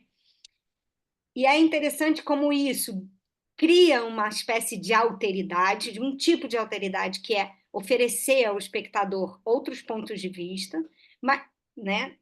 E, por outro lado, como alguns outros filmes reforçam a ideia, um outro tipo de alteridade, vou explicar, que não é um oferecimento à abertura de múltiplas existências e formas de estar no mundo, é uma suposição de que um tipo de alteridade que coloca a pessoa com deficiência como o outro que não sou eu. Então, eu vi isso muito, assim, fui percebendo que alguns filmes eles reforçam a segregação quando eles supõem que o espectador é uma pessoa sem deficiência, né? E, por outro lado, outros filmes acabam tensionando essa segregação quando assumem a perspectiva da pessoa com deficiência, ou o olhar, ou a temporalidade, ou, né, um tremido na câmera. Uhum. Eu não sei se vocês chegaram a ver o outro filme do Daniel, Acessibilidade. Não sei se vocês tiveram Não, acesso a não ele. passou para gente, ele não mandou, ele não quis mandar para gente. Vai estrear em breve no cinema, acho que é agora esse semestre, se eu não me engano. E, enfim, lá também tem uma coisa de linguagem, até do próprio Daniel em um momento assumir a câmera, dando spoiler, não conta pra ele. Do próprio Daniel assumir a câmera em um momento e ser uma câmera mais tremida. E desse tempo também, ele tem uma outra cena com outro personagem, que é um tempo muito dilatado, assim, que é o tempo desse corpo agir e fazer essa ação, e fazer essa fala, e fazer isso tudo. E eu acho que a partir do momento que a gente tem o contato com essas produções sendo realizadas por diretores com deficiência, ou sendo realizadas por diretores que estão abertos a escutar os corpos com deficiência que estão em cena, a gente consegue ver essa grande diferença de quando é uma coisa apontada e de quando é uma coisa escutada ou compartilhada, né? Até tem uma grande discussão dentro do cinema dos bastidores, que é nos roteiros, né? Eu acho que a representatividade dentro dos roteiros, eu sei que a gente falou que não ia entrar muito nisso, mas é porque a representatividade dentro das salas de roteiro eu acho muito importante. Porque acho que sai desse lugar que você está apontando, que é do cara que sabe tudo e sabe como retratar aquele corpo e sabe como dizer aquilo e sabe o corte que ele quer, o tempo que ele quer. E não é assim. Quando se tem uma pessoa com deficiência dentro, seja da direção ou seja da sala de roteiro, eu acho que cria essas camadas e esse movimento de mostrar essa cultura de existência desses corpos com deficiência na tela, que são importantíssimos e de uma singularidade assim absurda, que só vai potencializar o filme, mas quando não se tem essa presença, o corpo padrão acha que sabe como é tudo, acha que sabe como é viver numa cadeira de rodas, acha que sabe como é ter 1,10 m de altura, acha que sabe como é ter PC, acha que sabe qual é o ritmo dessa fala. Então eu acho que as grandes falhas ainda dentro do cinema tá dentro dessa parte mais encabeçada da direção e do roteiro, de abrir e de ser generoso para essa escuta. E aí a outra discussão que não é somente uma consultoria, não é só colocar a pessoa com deficiência dentro da sala de roteiro para fazer consultoria se está certo ou se está errado. É participação de escrita, é participação de sala de roteiro, é participação nessa direção, nessa co-direção, nessa assistência de direção, essa participação ativa e presente, não só para cumprir requisito de edital e ter ali alguém com deficiência dando pitacos no que você acha que é o certo, né? Então, acho que é esse o ponto de diferença das produções que estão abertas a esse diálogo e a essa escuta.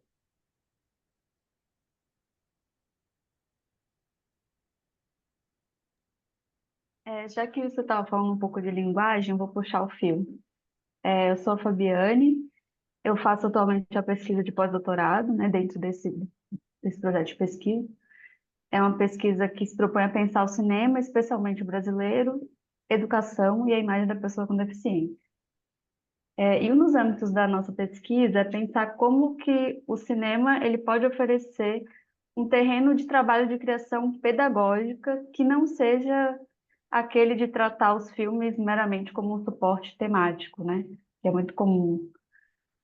Então, nosso pressuposto, digamos assim, a Cláudia já deve ter falado, que eu cheguei mais tarde, é o de pensar com o cinema, né? Considerando os filmes como uma possibilidade de refletir sobre o mundo, de pensar questões do nosso tempo presente. Então, é uma ideia de pensar a educação com o cinema, com o conhecimento próprio que o cinema produz, né? Relativo às escolhas narrativas, visuais, poéticas. Eu queria te perguntar se você já teve alguma experiência de debate de filmes na esfera da educação, ou se já pensou sobre isso, se teria algum palpite nessa maneira de trabalhar com os filmes em sala de aula, entrelaçando com questões da luta da pessoa com deficiência.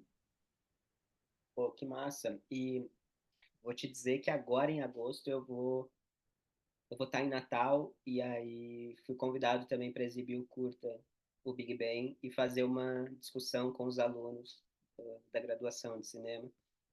E eu acho sempre muito importante esse lugar do cinema de gerar pautas e discussões. E acho que mais importante e que falta muito ainda é na educação básica, né? Para além da universidade, pós-graduações e tudo mais, porque eu acho que é ali que a gente está formando um novo público e uma nova sociedade, né? Então, eu tive pouquíssimas experiências com ensino mais nível médio e básico, né, colegial, fundamental, assim, acho que tive pouquíssimas experiências, e a maior parte das experiências que eu tive foi mais por conta da novela do que do cinema em si, que era uma novela infanto-juvenil e tudo mais, né? Então tinham discussões ali que foi importantíssima, apesar dos seus erros, como sempre, foi importantíssimo de gerar essa discussão para as crianças e de ver o corpo com nanismo numa novela infantil, foram riquíssimas assim as trocas que eu tive em escolas e ONGs e projetos sociais foram bem legais. Agora, o cinema, eu acho que é de uma relevância ainda maior, e aí eu vou traçar um paralelo com a Argentina, que eu acho que a gente tem uma formação de público do cinema em geral, não só trazendo a discussão da pessoa com deficiência, muito falha ainda, né, de consumo de filmes e produções brasileiras. Então, eu acho que o ensino através do cinema nessa educação mais nível básico ou médio, até o médio, acho que é importantíssimo. Eu acho que é um modo de formação de público para consumo do cinema brasileiro e que movimentaria muito mais o mercado nacional. Então, acho que é um ponto importantíssimo de se discutir cinema dentro de pautas sociais dentro da escola.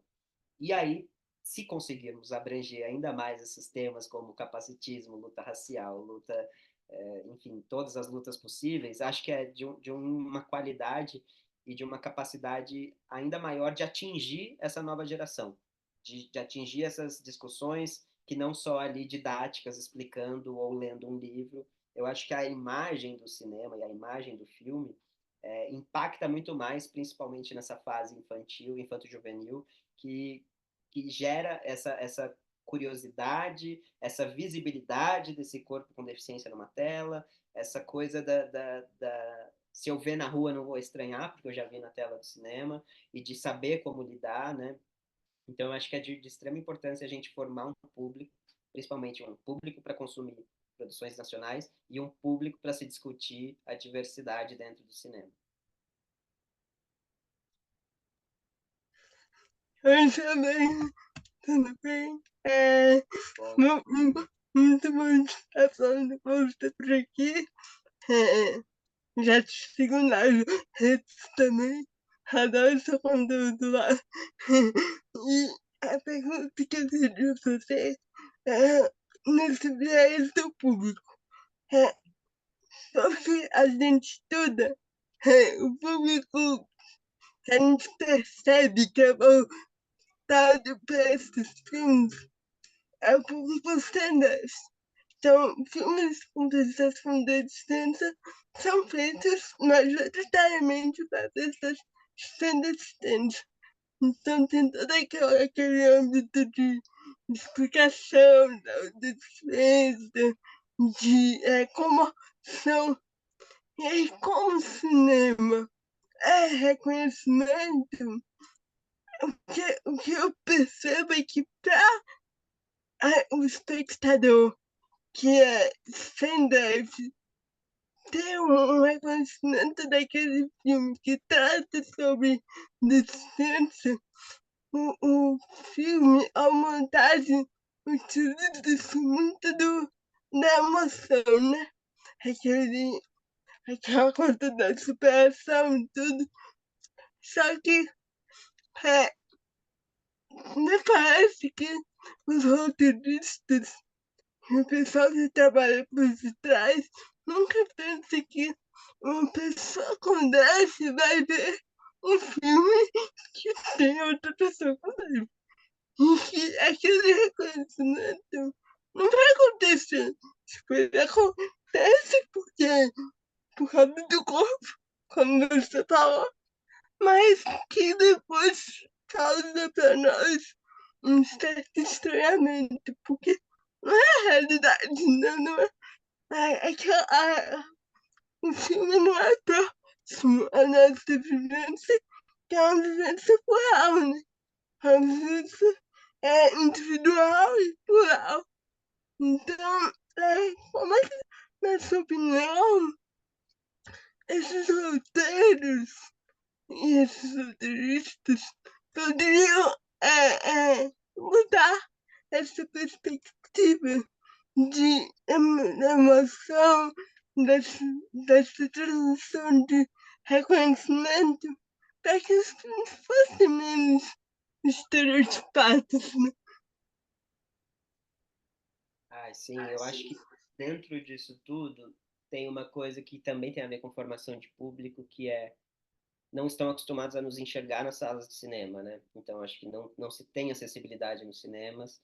Quando se tem, são pouquíssimas. Teve uma situação do acessibilidade lá no Rio, que foi no Cine... Esqueci o nome. Cine Odeon, acho que é um cinema mais antigo, né? Odeon. Um cinema lindo e super... Enfim, uma arquitetura maravilhosa, mas que tinha 2 vagas para pessoas com cadeira de rodas, e apareceram 8 cadeiras de rodas. E aí o que faz? Ficou todo mundo desesperado, não sabia o que fazer, colocou as pessoas no meio do corredor, enfim. Então eu acho que, primeiro de tudo, tem que enxergar a gente como público capaz de ir ao cinema e que seja possível, né, assistir. Uma outra amiga minha falou que o primeiro filme nacional que ela conseguiu ver, ela é surda, foi o Acessibilidade, porque tem legenda e tem libras. Ela falou, eu nunca vi um filme brasileiro. Porque tem lá no edital que é preciso, é obrigatório colocar, mas ninguém coloca na sala de cinema com a legenda em português ou com a janelinha de libras. E ela falou, fiquei muito emocionada de ver um filme brasileiro pela primeira vez no cinema. porque ela só conseguia ver quando saía na TV, ou quando ela conseguia baixar o aplicativo, enfim, essas coisas todas. Então, acho que o primeiro de tudo é enxergar a gente como um potencial público e como um potencial trabalhador da arte também, né? Que eu acho que tem esse lugar de pô, eu não sei sobre isso, eu não sei sobre tudo, não vou chamar só para fazer consultoria, mas vou chamar para integrar a equipe, seja em qualquer área. Você não quer colocar alguém na sala de roteiro? Chama alguém para ser o cara da câmera, alguém com deficiência, o cara da câmera. Você vai aprender muito mais com ele ali do que o que você ficou sentado escrevendo numa sala de roteiro, e aí você vai percebendo os erros e as falhas que você teve. E não adianta falar também que não tem muito pouco, é claro, por conta dessa coisa de acesso à formação e de acessibilidade à educação dentro do cinema. Mas tem profissionais em todas as áreas, eu conheço e posso dizer. Então, essa desculpa de que não achei alguém capaz, não achei alguém que pode ocupar esse cargo, já não cola mais, né? Então, eu acho que esses movimentos que o Daniel, por exemplo, está fazendo, que o Vitor está fazendo, que o Pedro França está fazendo, de estar realizando filmes que estão indo para festivais, que estão indo para grandes competições, que estão sendo vistos, é um movimento grande dentro da indústria do cinema, porque aí sobe ali eu para ganhar um prêmio, sobe o Pedro para ganhar um prêmio, sobe o Daniel para discursar no microfone, as pessoas vão começando a se atentar dentro do universo do cinema, né? Os festivais mesmo não eram acessíveis. Quando o Big Bang foi indicado em um monte de festival, sei lá, metade dos festivais não tinha acessibilidade, não tinha rampa, não tinha libras, não tinha nada. No ano seguinte, o Festival do Rio eu voltei, já tinha libras ali do lado, tinha uma rampinha para subir no palco. O Festival de Brasília, libras estava lá no cantinho, de repente virou uma coisa mais integrada na cena.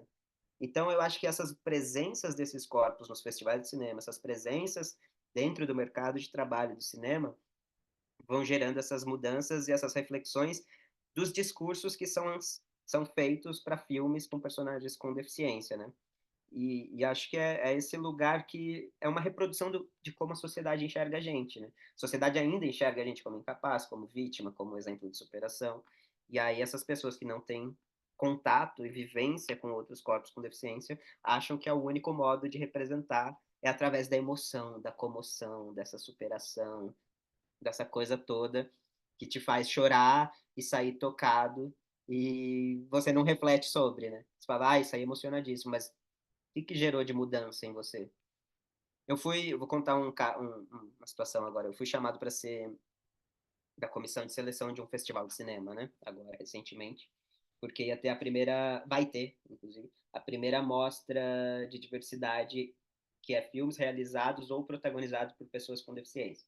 Pô, achei muito legal, me chamaram para a comissão e aí assisti uma lista de filmes, assim, sei lá, 20 filmes, não sei, para selecionar. E aí teve o último filme que eu assisti, eu chorei muito. Eu saí emocionado, um documentário assim maravilhoso. E aí depois de 10 minutos eu parei e falei: não, esse filme não merece entrar, porque está reproduzindo esse lugar e está sendo feito por pessoas ali que estão querendo ganhar essa visibilidade nesse lugar da comoção e da emoção. Então, a não seleção desse filme para esse festival, que vão ter outros filmes falando sobre protagonismo DEF de uma outra forma, é um modo de mudar o sistema, assim, porque tinham filmes incríveis.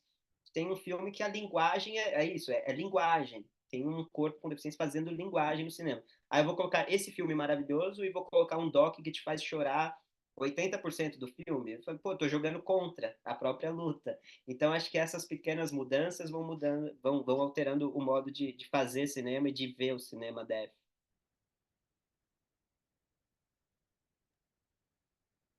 Tem uma coisa, porque assim, eu ia te perguntar e acabou fugindo, o que que o cinema ganha com a inclusão da pessoa com deficiência? Porque a pergunta é sempre colocada ao contrário, né? Como se o cinema tivesse dando uma esmola, tivesse que, né? Como se o cinema tivesse, não, tudo bem, o cinema já está muito bem, mas ele tem que abrir para essas pessoas que ainda não estão no cinema, né? A pergunta talvez possa ser colocada de outra forma, né? O que que o cinema ganha com a inclusão das pessoas com deficiência, né? Eu acho que além de ganhar edital, porque agora é obrigatório, eu acho que ganha nisso que a gente está discutindo dessa diversidade e empatia enquanto sociedade. E acho que falando tecnicamente, ganha enquanto linguagem mesmo. Eu acho que aprender essas diferenças de linguagem e esses diferentes corpos fazendo cinema é um modo de enriquecer o seu cinema. Você que não é um corpo com deficiência, né? Acho que a partir do momento que você trabalha com um corpo com deficiência fazendo cinema, você enriquece o seu modo não def de fazer cinema, com mais empatia dentro do mercado e dentro da sociedade. Você vai passar a enxergar de uma outra forma, né, esses corpos e essas vivências. Acho que tem esses dois pontos, assim, mais de linguagem e de empatia perante o dia a dia. E falando em linguagem, que tipo que tipos, né, de linguagens você acha que a gente, como deve, traz para o cinema e como essas linguagens são repercutidas para o público? Eu acho que a gente está descobrindo ainda essas linguagens. Acho que são poucas pessoas que fazem, poucas pessoas que se permitem fazer. Por exemplo, o Daniel conta isso, né? Que é essa cena da acessibilidade, que ele pega a câmera e filma uma cena, foi uma provocação feita por um dos entrevistados dentro do documentário. Então, foi uma boa parte do filme que ele fez com alguém ali operando a câmera naquele modo padrão que a gente está acostumado a ver. E aí um dos entrevistados falou: por que você não pega a câmera? Por que você não cria linguagem de cinema? Por que você não faz isso?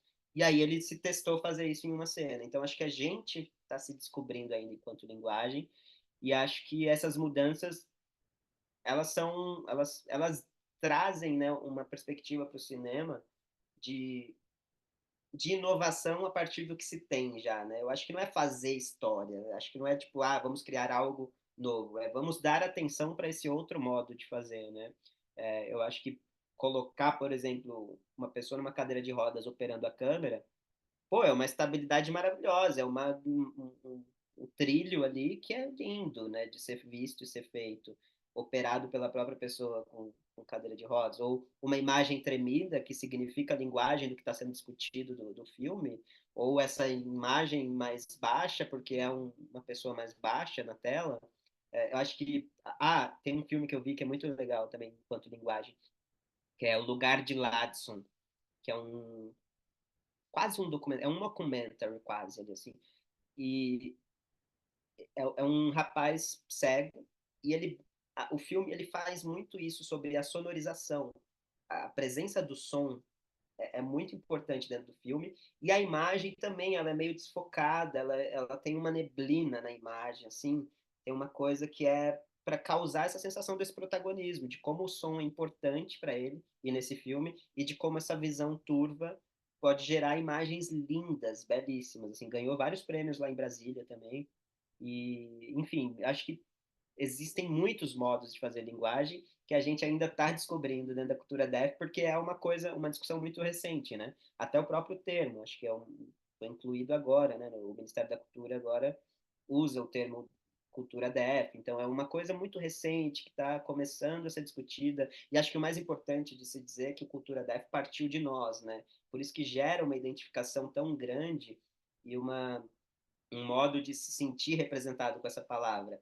Não é a mesma coisa de uma sigla PCD, né? Não é uma coisa técnica e, tipo, vamos colocar uma sigla e resumir toda uma identidade. O cultura DEF foi uma coisa que partiu das pessoas com deficiência e que gera essa identificação porque é um modo de existir, é um modo de fazer tudo, é um modo de enxergar, caminhar, ouvir e trabalhar.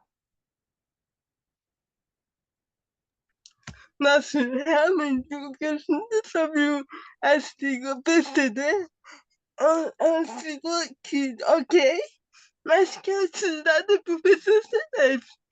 Então, ela não traz aquela apropriação que o termo deve traz, né? Tem, por exemplo, na área da literatura, é, os poemas que eu coloquei para participar de premiação que falam sobre deficiência, nem sequer chegaram a ser escolhidos para competir, porque já que falo sobre deficiência, é algo muito fora da realidade. Então, eles nem competiam.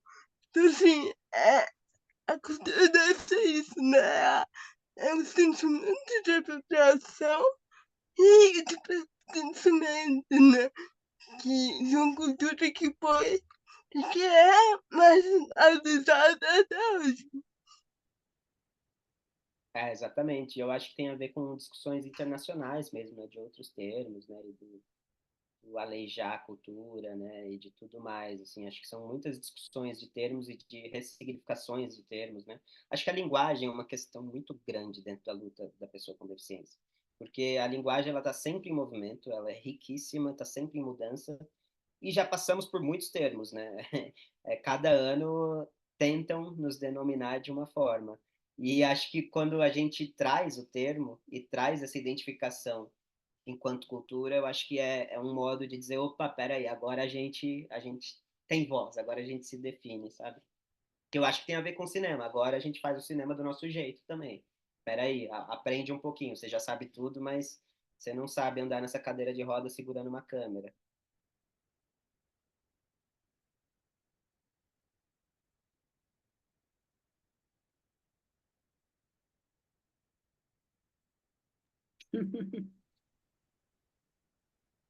Você quer perguntar alguma coisa? Quer falar alguma coisa que você pensou que a gente precisa saber? Sei. Tá aberto aí. Não, acho que eu trouxe alguns pontos assim que fugiam um pouco do cinema, mas que eu acho que reflete também dentro do cinema, principalmente essa parte da cultura e essas discussões mais amplas, né? Que eu acho que é um reflexo, é aquilo que a gente falou, né? O cinema é a sociedade é o cinema e discussões que estão em pauta hoje, acho que são importantíssimas de serem trabalhadas e pesquisadas dentro do cinema. Eu acho que as coisas estão mudando muito devagar, mas estão mudando. E o alerta acho que está ligado, assim, a quantidade de convites que eu recebi depois de Big Bang, depois de Justiça, eu coloco como um marco na minha carreira mesmo, a quantidade de pessoas que me procuram hoje para escrever um roteiro junto é impressionante, assim, porque acho que estão atentos para essa diversidade, estão atentos a não falar só sobre a deficiência, ou quando se falar sobre a deficiência, precisamos ter alguém com deficiência junto. Então, eu estou envolvido aí em 4 projetos que são bem bacanas e que eu não estaria há 4 anos atrás, sei lá. Então, acho que está mudando o cinema e está mudando graças aos aliados, às aliadas que estão atentos a isso e que estão querendo falar sobre isso, que estão querendo abrir esse lugar. E, e acho que é só seguir, assim, né? Acho que é muito bonito quando temos aliados honestos e aliados dignos que não estão querendo se aproveitar somente da causa, assim como a publicidade, né? Quer se aproveitar das lutas para ganhar dinheiro e é muito bonito de ver pessoas realmente interessadas nessas pesquisas e abertas, porque eu acho que isso vai gerando mudanças lentas, mas muito positivas, né? Porque é isso, hoje são vocês, amanhã são seus alunos, depois de amanhã são os alunos dos seus alunos, e assim a gente vai construindo um modo diferente de fazer cinema, de fazer arte e de viver em sociedade.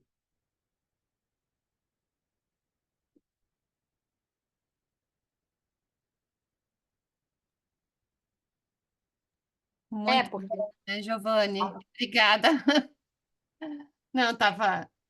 Eu acho que o Giovanni encerra assim super bem trazendo isso, porque a gente tem essa ideia de ciclo mesmo, né? Circular, sabe, Giovanni, de que a nossa prática ela é uma prática que vai se reeditar, né? E a gente quer que ela se reedite melhor do que a nossa, né? Nas próximas gerações. Então, que a gente realmente consiga sempre olhar, né? Para isso que vem, para esse, né, advir aí de uma forma melhor do que o que a gente conseguiu construir até agora, até o momento, assim. Então é muito bom saber que você também tem essa perspectiva, assim. Não sei se mais alguém tem alguma questão que gostaria de aproveitar esse restinho de tempo que a gente tem com o Giovanni.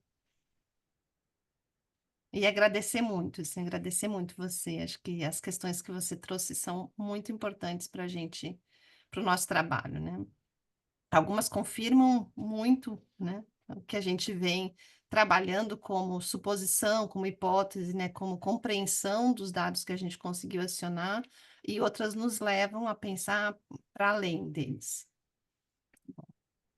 Pô, que bom. E eu fico muito feliz assim, com esse convite, com esse diálogo. E acho que nessas pequenas conversas as grandes mudanças vão acontecendo, né? Pode ser que a gente não veja, mas quando Cláudia começou a falar, não sei se foi Cláudia ou se foi Fátima que falou, deu ser um marco, né? Eu fico pensando nisso, assim, dessa, dessa mudança que talvez a gente não veja, mas que são muito importantes de serem marcadas agora, né? Eu acho que a luta PCD, usando o termo que querem nos dar, a luta PCD, ela começou a ganhar uma força e uma visibilidade muito forte, assim, muito grande, principalmente dentro do Brasil nos últimos anos. E eu acho que a gente realmente está num momento histórico, assim, de mudanças. Acho que a gente está num momento histórico e, como diz o João Paulo Lima também, a gente não tem ancestralidade DEF, mas que a gente seja a ancestralidade dos que virão. Então, né? Eu acho que a gente está construindo essa ancestralidade agora para quem vai vir depois. Assim, a nossa ancestralidade foi toda apagada, né? Então, acho que é importante o cinema enquanto registro dessa ancestralidade, desse momento histórico que a gente está vivendo. É só uma última coisa sobre essa diferença, né, esse marco. Eu não sei se você viu, mas tem uma cena de uma dança com de um personagem com nanismo em Alma Corsária, que para mim é quando coloca ao lado da dança do seu personagem no Big Bang, assim, para mim é um pouco essa imagem da diferença, assim, um momento histórico diferente.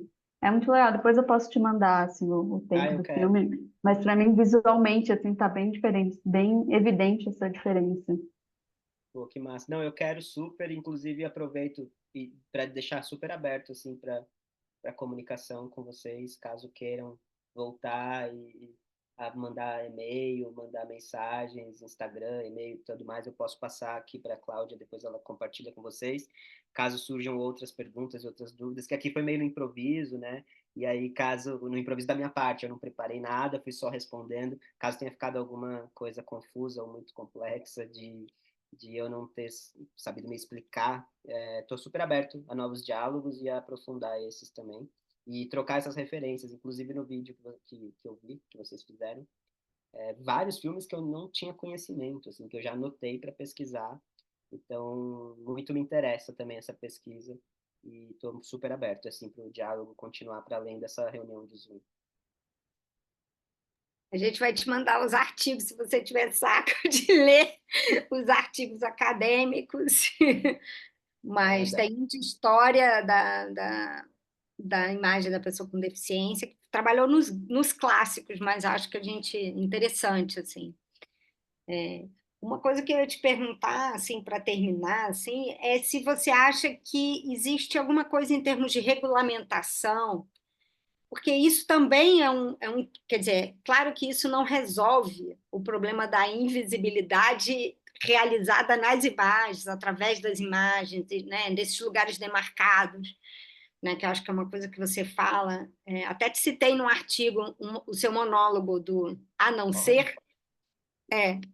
A gente procurou, assim, foi um pedacinho que eu vi, fiquei com muita vontade de ver todo, mas um pedacinho, em que eu achava que estava se referindo a esses lugares demarcados, né, do anão, de você a não ser, como se você só pudesse ser aquilo, né? Isso não é resolvido com regulamentação, né? Mas tem um nível que talvez, em termos de campo, dentro da luta, no campo da comunicação, que é necessário também criar algum tipo de regulamentação, né? A gente viu, por exemplo, que os níveis dos filmes exibidos na TV, eles sobem um pouquinho. Por quê? Porque dentro das emissoras que a gente escolheu a TV Brasil. Assim, se você fica só na Rede Globo e na Band, a Band é tipo índice zero de presença de pessoa com deficiência. A TV Globo existe um pouco, mas sempre a maior parte naqueles lugares bem demarcados, estereotipados, ou do vilão, ou da superação, né? Agora, os filmes isso foi uma coisa que Mirella identificou quando ela foi vendo, né, as quantidades, assim, ela, pô, tem um nível aqui que está subindo em relação à sala escura, por que que é? Por causa justamente que a gente tem uma televisão pública dentro uma das emissoras.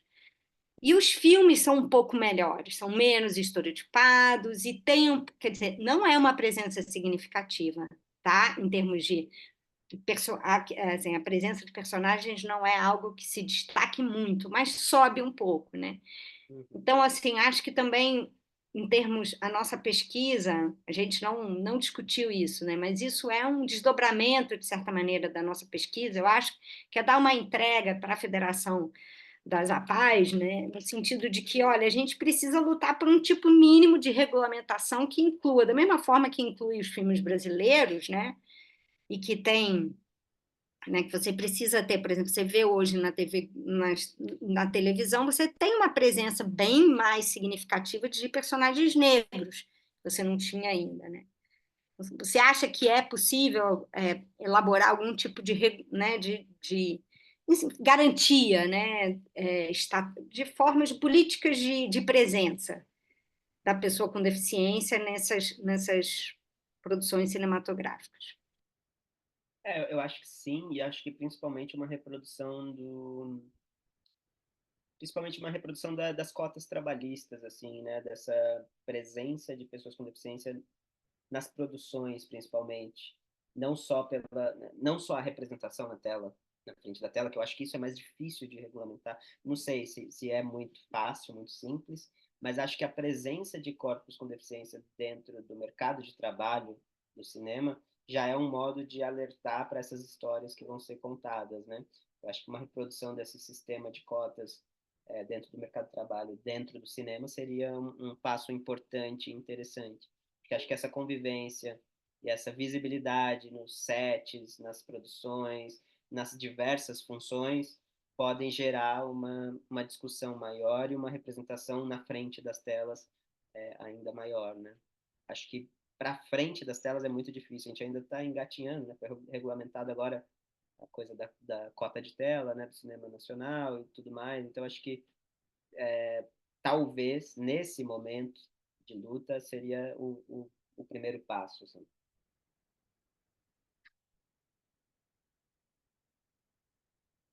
Porque acho que entra numa questão também de aqueles que não para, né? É que eu tô pensando junto aqui. Acho que tem uma coisa de liberdade que vão entrar com esse discurso, né? De liberdade criativa e de liberdade de escrita. Se a gente passa a exigir que tenham personagens com deficiência, pode ser um tiro no pé no sentido de, tipo, então agora você vai limitar o modo como eu escrevo história, ou o modo como eu quero construir um personagem.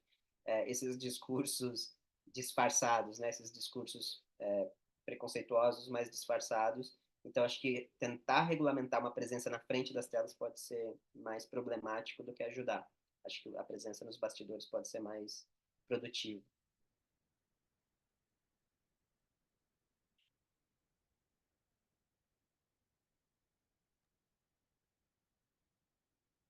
Ninguém mais, então? O Giovanni vai depois lembrar um monte de coisa que assim, as ideias ficam ressoando na nossa cabeça, né?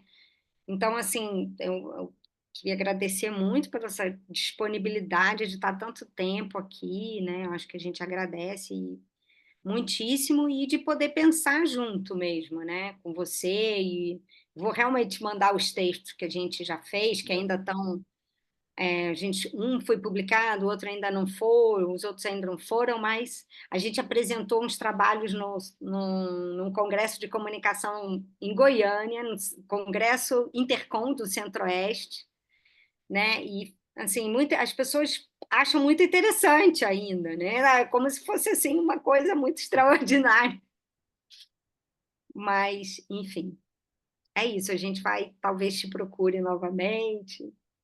Maravilha. Não, manda, vamos. E pode passar meu e-mail também para a turma. E vamos falando, pode mandar. Eu vou lendo aqui na medida do possível dos meus tempos. Mas Claro, quero claro. muito me inteirar ainda mais aí sobre essa pesquisa, que eu achei bastante interessante mesmo. E tem muito a ver com o que eu busco na prática, né? Então acho que é bacana também ter esse respaldo acadêmico para lutar na prática dentro dos sets, assim. Giovana, a gente pode Vai- fazer uma fotinho com todo mundo Claro. aqui? Vamos fazer, meninas? 3, 2. Legal. Depois a Claudinha te manda lá por e-mail. Tá bom. Tá bom, Giovanni, você está onde, hein? Agora eu fiquei em dúvida. Eu achei que você estava no Rio. Não, agora eu tô em Curitiba. Ah, Eu tá. tô em Curitiba, mas eu sou de São Paulo, tô morando em Curitiba, mas tô voltando a morar em São Paulo no próximo mês.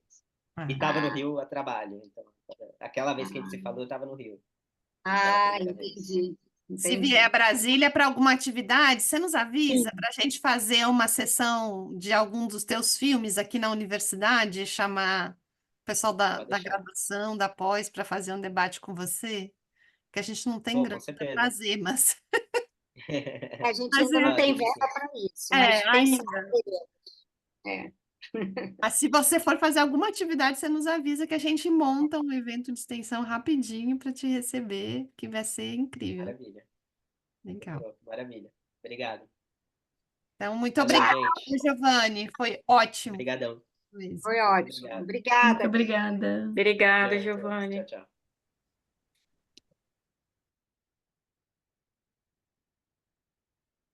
Nossa, muito gentil ele, né? Só um pouquinho, meninas. Peraí.